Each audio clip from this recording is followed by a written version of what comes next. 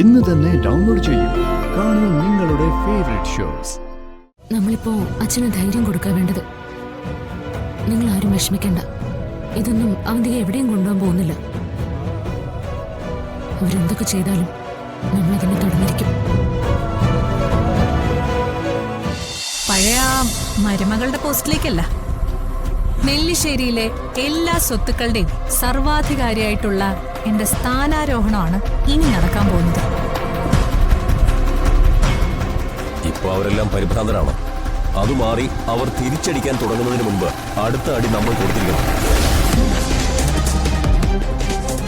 സേതുമാധവനും മക്കളും ഇപ്പോഴും സമൂഹത്തിൽ നല്ല സ്വാധീനമുള്ളവരാണ്. അവരുടെ ഒരു സ്വാധീനവും ഇനി വിലപ്പോവില്ല. അതിന് സമ്മതിക്കില്ല. ഇനിയുള്ള അവന്തികയുടെ കളി കാണാൻ തയ്യാറായി കാത്തിരുന്നു എല്ലാവരും. നിങ്ങൾക്കെല്ലാവർക്കും കണ്ണു നിറയെ കാണാം നെല്ലിശ്ശേരിയുടെ സർവനാശം.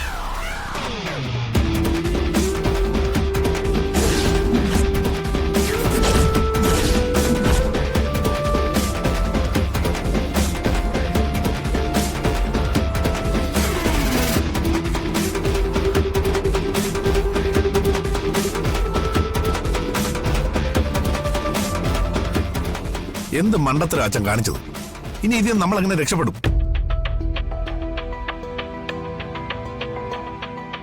അച്ഛൻ ഞങ്ങളെ കുറിച്ച് ഒരു നിമിഷമെങ്കിലും ആലോചിച്ചിട്ടാണോ അത് ഒപ്പിട്ട് കൊടുത്തത്?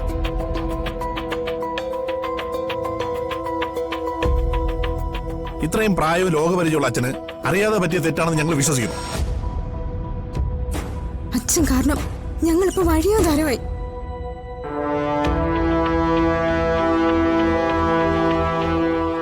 ഇത്രയും കാലം എല്ലാ സൗഭാഗ്യങ്ങളുടെ നടുവിൽ ജീവിച്ചു.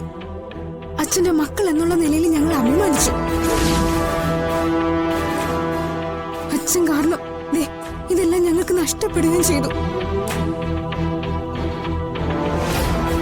സ്നേഹേ,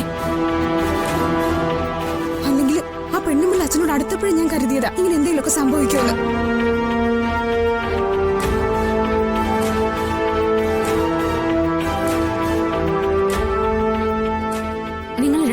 ഇങ്ങനെ ഇടവും വലവും നിന്ന് അച്ഛനെ കുറ്റപ്പെടുത്തിയിട്ട് എന്താ കാര്യം? സംഭവിക്കാനുള്ളതെല്ലാം സംഭവിച്ചു.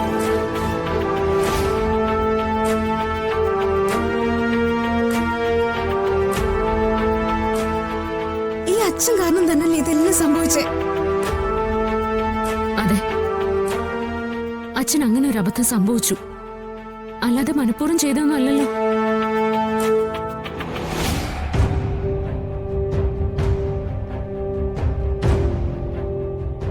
പിന്നെ ഈ നഷ്ടപ്പെട്ട എന്തെങ്കിലും നമ്മൾ ഉണ്ടാക്കിയതാണോ? എല്ലാം അച്ഛൻ തന്നെ ഉണ്ടാക്കിയതല്ലേ?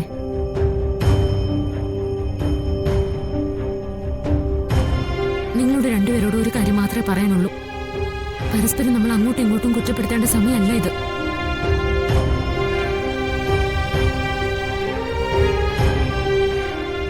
ഈ പ്രശ്നത്തിന് ഒരു പരിഹാരം കാണാൻ ശ്രമിക്കുക ചെയ്യേണ്ടത്. നീ അഡ്വക്കേറ്റ് കൃഷ്ണഭദ്രൻ സാറിനെ നിന്ന് വിളിക്കുക.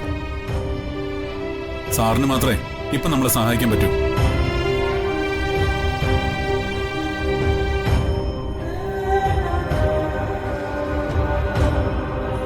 അച്ഛാ, ആ ഡോക്യുമെന്റ്സിന്റെ എല്ലാം ഒറിജിനൽ അച്ഛന്റെ കയ്യിലില്ലേ? അതെല്ലാം എന്റെ സേഫിൽ തന്നെ ഉണ്ട്. അതൊക്കെ വക്കീലിനെ കാണിക്കേണ്ടി വരും. അച്ഛൻ പോയി അതൊക്കെ എടുത്തേ.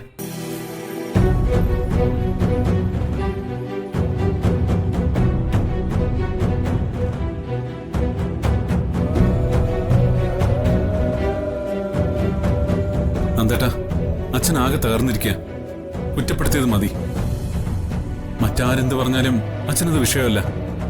പക്ഷേ നമ്മൾ കുറ്റപ്പെടുത്തിയ ആ പാവം അത് താങ്ങില്ല.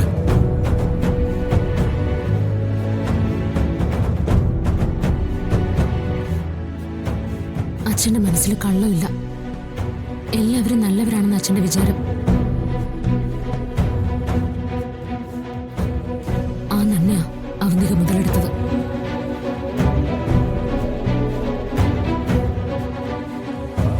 നമ്മളിപ്പോ അച്ഛന് ധൈര്യം കൊടുക്കാൻ വേണ്ടത്.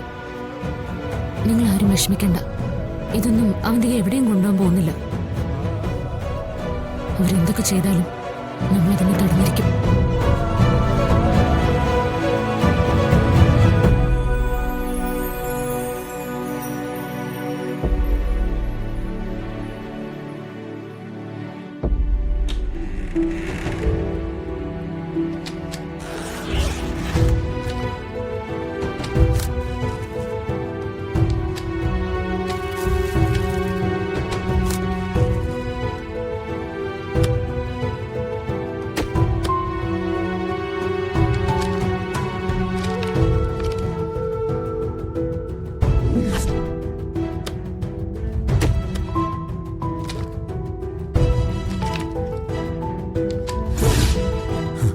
ചതിച്ചല്ലോ ദൈവമേ.